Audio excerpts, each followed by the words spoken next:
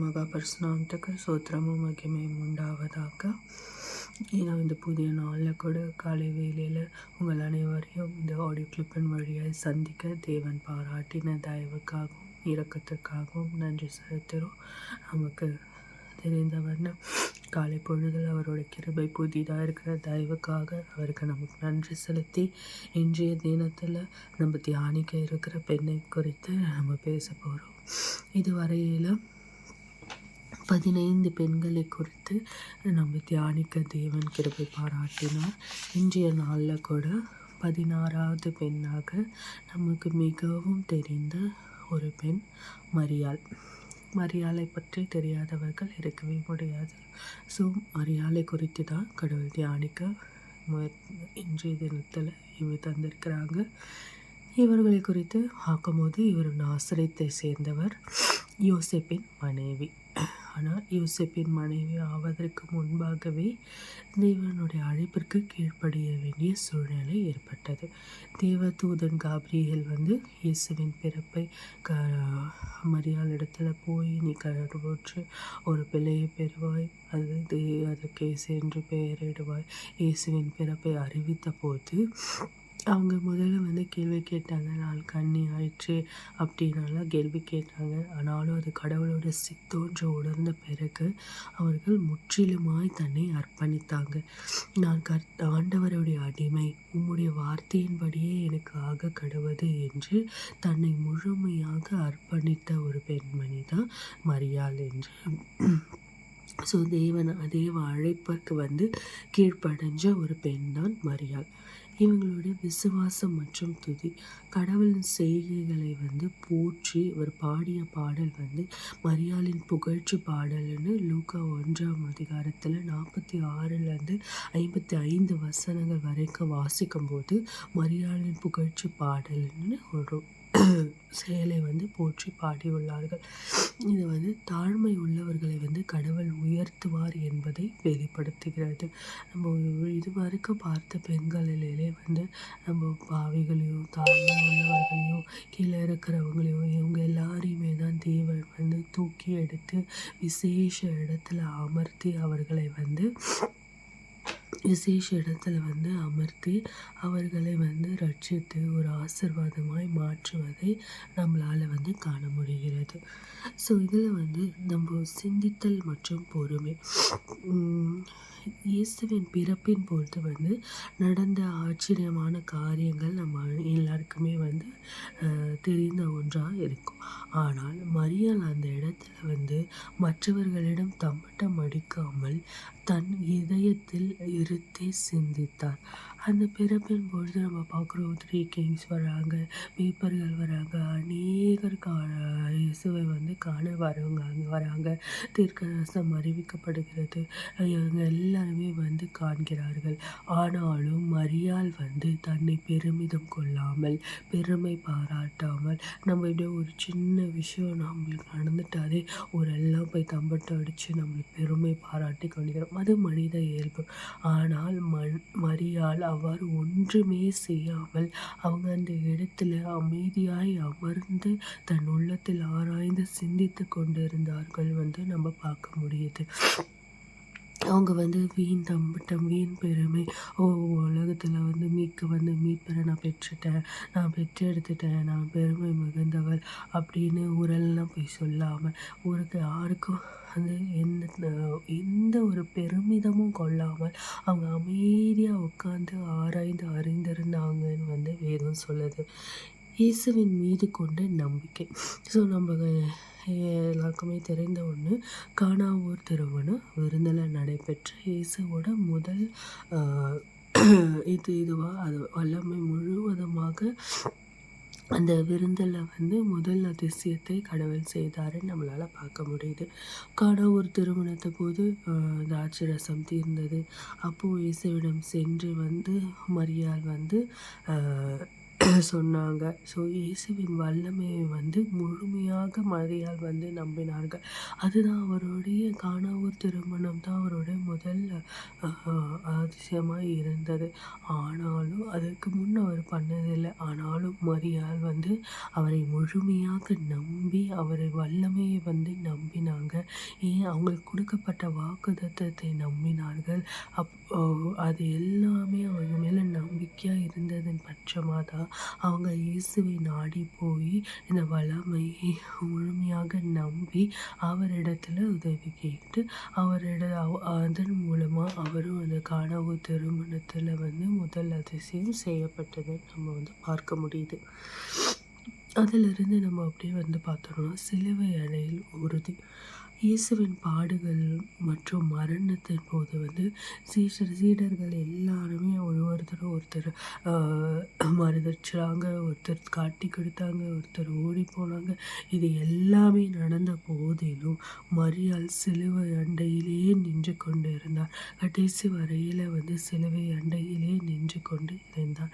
அவங்களுக்கு தெரியும் இந்த மாதிரி இயேசுவும் கொடுப்பாங்க, மீட்பர், அவர் உலகத்தின் மீட்பர், அனைத்தும் அறிந்து இருந்தும் மரியாள் வந்து சீடர்களுக்கே அந்த நிலைமைன்னும் போது இப்போ உலகத்தரமான அந்த தாய்க்கு வந்து என்ன ஒரு நிலைமையாக இருந்திருக்கும். உலகத்தரமான தாய்க்கு எவ்வளோ ஆபத்துகள் அந்த இடத்துல இருந்திருக்கும். சீடர்களே கை காட்டி அவங்களுக்கு எங்கே தண்டனை வந்துருமோன்னு பயந்து தான் ஓடினாங்க, மறுதளிச்சாங்க. ஆனால் அந்த தாயாக இருந்து உலகத்தரமான தாயாக இருந்தும் அந்த இடத்துல அவங்க எந்த ஒரு பயமும் கொள்ளாமல் சிலுவை அண்டையிலேயே கடைசி வரையில் நின்று கொண்டு இருந்தாருன்னு நம்மளால் பார்க்க முடியுது. தொடக்க கால சபையில் வந்து மரியாள் இயேசுவின் விண்ணேற்றத்திற்கு பிறகுமே வந்து மரியாள் வந்து சீடர்களுடன் இணைந்து ஒருமனப்பட்டு ஜெபத்தில் ஈடுபட்டார். இயேசு வந்து மரித்து உயிர்த்தெழுந்து விண்ணகத்திற்கே போனாங்க. அப்படி திரும்ப போயுமே வந்து மரியாள் வந்து சீடர்களோடு சேர்ந்து ஜெபம் செய்வது போன்ற ஒருமனப்பட்டு இணைந்து ஜெபம் செய்வது போன்ற காரியங்களில் வந்து ஈடுபட்டு கொண்டிருந்தாங்க. ஸோ மரியாளின் வாழ்க்கை வந்து நம்மளுக்கு முற்றிலுமாய் அறிந்த ஒரு வாழ்க்கை. திருமணம் நிச்சயிக்கப்பட்ட ஒரு பெண், யோசிப்பை திருமணம் செய்ய இருந்த பெண். ஆனாலும் அவங்க கன்னியாக இருக்கும்போதே இயேசு வந்து அவங்க கன்னியாக இருக்கும்போதே தேவன் வந்து பிதாவானவர் அவங்களை வந்து தெரிந்து கொண்டார். தாழ்மையில் உள்ள அவங்கள வந்து தெரிந்து கொண்டு அவங்களை விசேஷ விதமாய் உயர்த்தும் வகையில் காபிரியேல் தேவ தூதருக்கு கொண்டு அவங்க வந்து தீர்க்க தரிசனம் சொல்லி கருவுறுவீங்க, இயேசுவை என்னோட உலகத்தின் மீட்பரை பெற்றெடுப்பீங்கன்னு சொன்னாங்க. ஆனாலும் மரியாள் வந்து பின்வாங்காமல் ஒரே ஒரு கேள்வி கேட்டாங்க, கன்னியாயிற்றேனா. ஆனாலும் அதற்கு பதில் வந்த பிறகு தன்னை முழுவதுமாய் அர்ப்பணித்து தேவனுக்கென்று அர்ப்பணித்து எந்த உலகத்தரமான விஷயங்களை குறித்து அவங்க வந்து சிந்தித்து பார்க்கல.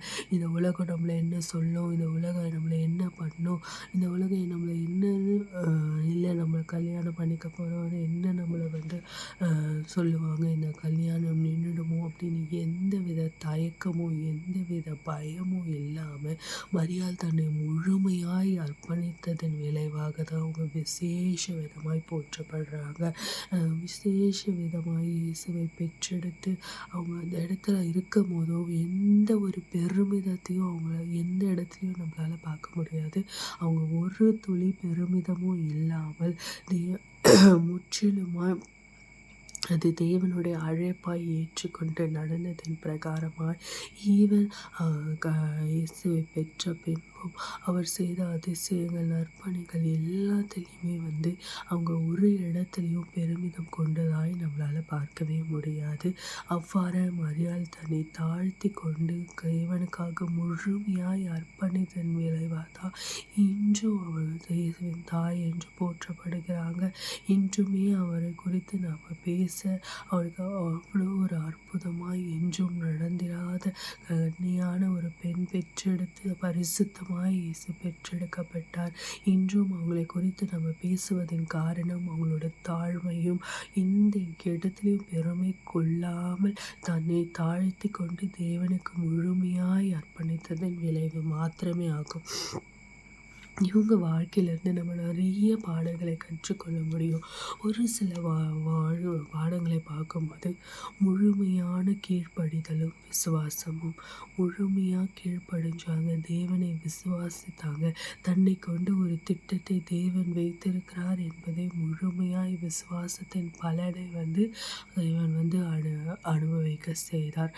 அவங்க யோசேப்பை குறித்து எந்த ஒரு கலக்கமும் பயமும் இல்லாமல் தேவனிடத்தில் முற்றிலுமாய் ஒப்பு கொடுத்ததன் பிரகாரமாய் தான் அதில் எந்த ஒரு சச்சரவும் இல்லாமல் யோசேப்பே அவங்களோடு சென்று கர்ப்பத்தின் காலத்தில் அப்பா உதவி பண்ணவும் இயேசுவை பெற்றெடுக்கவும் அவர் யோசேப்பை கூட நிற்க வைத்தார் தேவன். அவ்வாறாய் அவர் கோணலானவர்களை நேராக்கி நம்ம தாழ்மையாக இருக்கும்போது நம்ம தாழ்ச்சி கடவுள்கிட்ட நம்ம அர்ப்பணித்து மொத்தத்தையும் அவர் கையில் ஒப்படைச்சிட்டோம்னா எல்லாத்தையும் சரி செய்து தேவன் மீதியானவர்களை நமக்கு சேர்த்து கொடுப்பாருன்னு நம்ம பார்க்கணும். அர்ப்பணிப்பு சொன்ன பிரகாரம் தாழ்மையாக அவங்கள முழுவதுமாய் தேவனுக்கென்று அர்ப்பணித்ததை நம்ம பார்க்க முடியுது. பொறுமையும் அமைதியும். எந்த இடத்துலையும் மரியாள் பெருமிதம் கொள்ளலை, அவசரப்படலை, எந்த ஒரு காரியத்திலையும் அவங்க ஈடுபடாமல் மிகவும் பொறுமையாக இயேசுவை பெறுவதற்கு முன்பு எப்படி அவங்க பொறுமையாக இருந்தாங்களோ அமைதியாக இருந்தாங்களோ அதே போலதான் இயேசுவை பெற்ற பின் வந்த காலங்களிலும் காணப்பட்டாங்க. மற்றவர்களுக்கு வழிகாட்டுதல். அந்த காணா ஒரு திருமணத்தின் போது அவங்க மற்றவர்களுக்கு வழிகாட்ட தான் தேவனை வல்லமையை நம்பி அவங்க அந்த இடத்துல செயல்பட வைத்தாங்க. துக்கத்திலும் நிலைத்திருக்கும் உறுதி. இந்த சிலுவையில் அறையுண்ட பொழுது அந்த துக்கமான காலங்களையும் நெருக்கமான காலங்களையும் அவங்க அந்த சிலுவை அண்டையில் கடைசி வரைக்கும் உறுதியாக நின்றாங்க நம்மளால் பார்க்க முடியுது. தாழ்மை உள்ளவர்களை கடவுள் உயர்த்துவார். இந்த ஒரு காரியம் தேவன் நம்மளுக்கு உணர்த்தி கொண்டே இருக்கிறார். தாழ்மை உள்ளவர்களை தேவன் நிச்சயமாய் உயர பண்ணுவார். தன்னை தான் தாழ்த்துகிறவன் இடத்தில் உயர்த்தப்படுவார். நம்ம தாழ்த்தி நம்ம தாழ்த்தி எந்த பெருமிதம் கொள்ளாமல் நம்மளை தாழ்த்தி நம்ம வைக்கும் போது தேவன் நிச்சயமாய் நம்மளை உயர பண்ணுவார். உலகத்தின் வீண் பெருமைகளையும் வீண் காரியங்களையும் நம்ம பெருமிதம் கொண்டு நம்ம மற்றவர்கள் முன் நம்மளோட பெருமைகளை தம்பட்டம் போட்டு நம்ம சொல்லிட்டு இருந்தோம்னா நம்மளோட பெருமையே நம்மளை அழித்து விடும். அதற்கு பதிலாக நம்ம தாழ்மையாக இருக்கும்போது கடவுள் நிச்சயமாய் நம்மளை உயர்த்துவார். தற்பெருமை என்பது கடவுள் அருவருக்கிற ஒரு காரியமாய் பார்க்கப்படுகிறது. அதை நாம் வைத்து கொள்ளாமல் நம்ம தாழ்மையாய் நம்மளை தாழ்த்தி நம்ம எவ்வளோ பெரிய ஆளாக இருந்தாலும் பரவாயில்ல, எவ்வளோ பெரிய பொசிஷன் எவ்வளோ இருந்தாலும் பரவாயில்ல, தேவன் முன்பு நம்ம அவரோட பிள்ளைகள் மாத்திரமே. அதை நம்ம நினைவு கூர்ந்து அவங்க முன்னாடி நம்ம அவரோட பிள்ளை, அவர் ஆட்டில் அவர் மந்தையில் இருக்கிற ஒரு ஆடு என்ற ஒரு எண்ணத்தோடு நாம் தாழ்த்தி கொண்டு அவர் முன் நடக்கும் போது அவர் நம்மளை உயர்த்தி நம்மளை உயர்த்தி பலர் மத்தியில் சாட்சியாய் நிறுத்துவார். அவருடைய காரணியம் நம்மளை நிச்சயமாய் பெருமையாக ஆக்கும் என்பதை நம்ம விசுவாசிக்கணும்.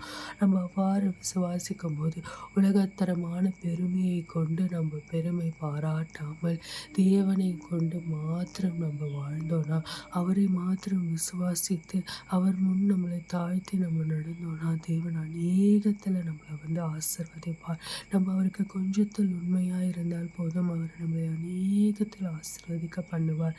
இந்த ஒரு காரியத்தை இன்று நம்ம மரியாளோட வாழ்க்கையிலிருந்து நம்ம கற்றுக்கொள்ளணும். மரியாளை குறித்து நம்ம அநேக காரியங்களை பார்க்குறோம். விசுவாசம், அர்ப்பணிப்பு எல்லாத்தையும் பார்க்குறோம். ஆனால் இன்று நம்மளுக்கு தேவன் உணர்த்தக்கூடிய ஒரு மிகவும் முக்கியமான இந்த காலகட்டத்தில் முக்கியமாக இருக்கிற ஒரு காரியம் தாழ்மை.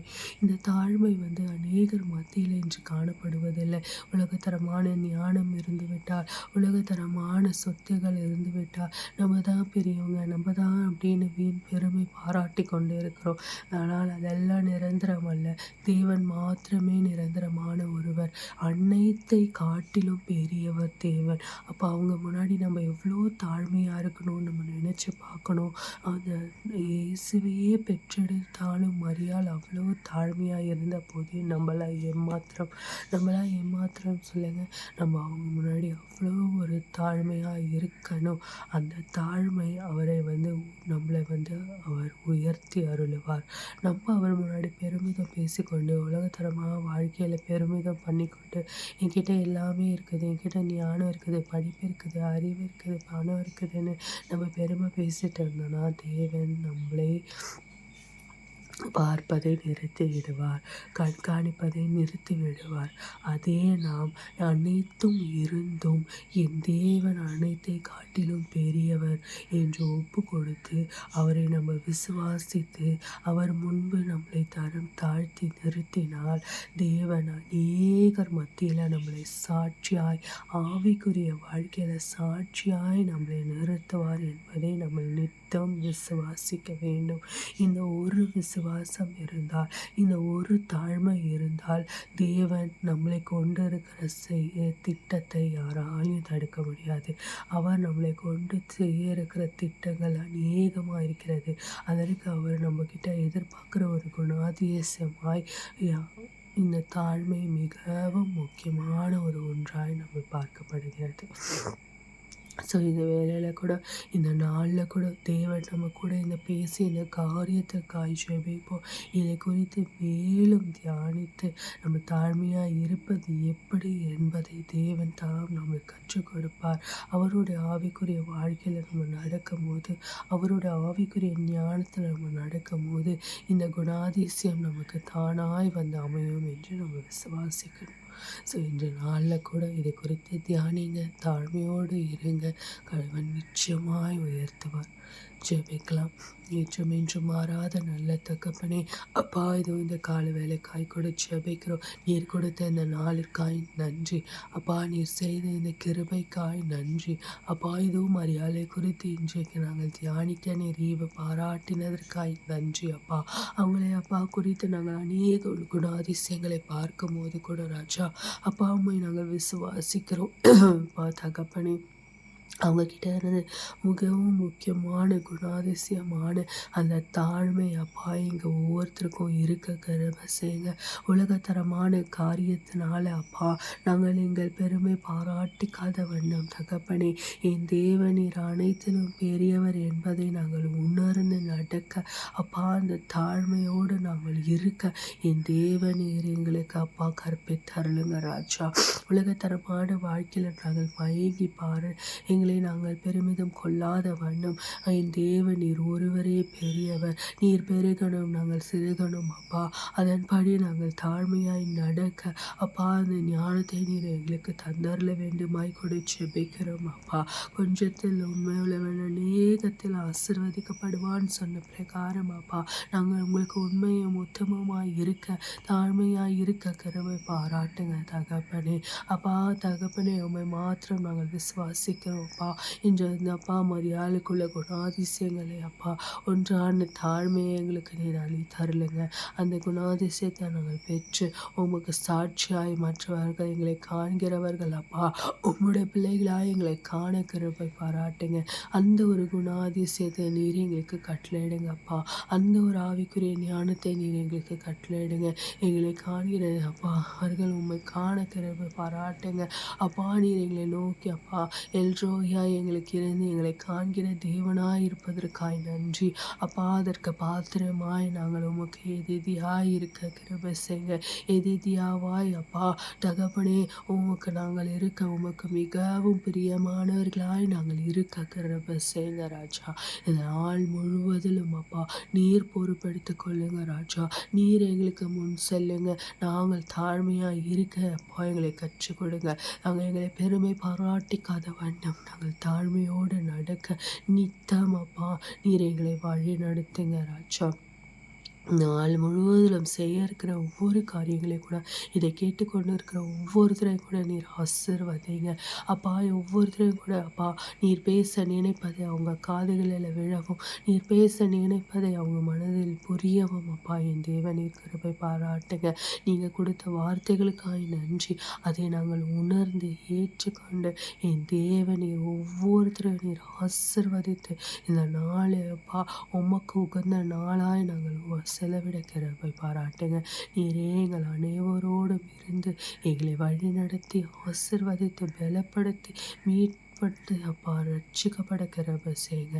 நீர் ஒருவர் பெருகணும், நீர் ஒருவர் மாத்திரம் பெருகணும். நாங்கள் சிறுக தாழ்மையாய் உங்கள் பாதப்படியில் நாங்கள் இருக்க கிருபை பாராட்டுங்க. உங்களோட வாந்தைகளில் இருக்கிற ஆடுகளாய் எங்களை மாற்றி அருளுங்க அப்பா. நீர் தூக்கி சுமக்கிற ஆடுகளாய் எங்களை மாற்றி அருளுங்க. நீ நல்ல மேய்ப்பனாய் இருக்கிறது போல நாங்களும் நல்ல ஆடுகளாய் மண்டையில் இருக்க கிருபை செய்யுங்க. எங்களை பாதுகாத்து ஆசீர்வதித்து வழிநடத்த வேண்டுமா மீட்பரும் ரட்சகருமாக இயேசு கிறிஸ்துவின் ஜெபங்களை என் ஜீவனால் நல்ல தகப்பனே. ஆமென். ஆமென்.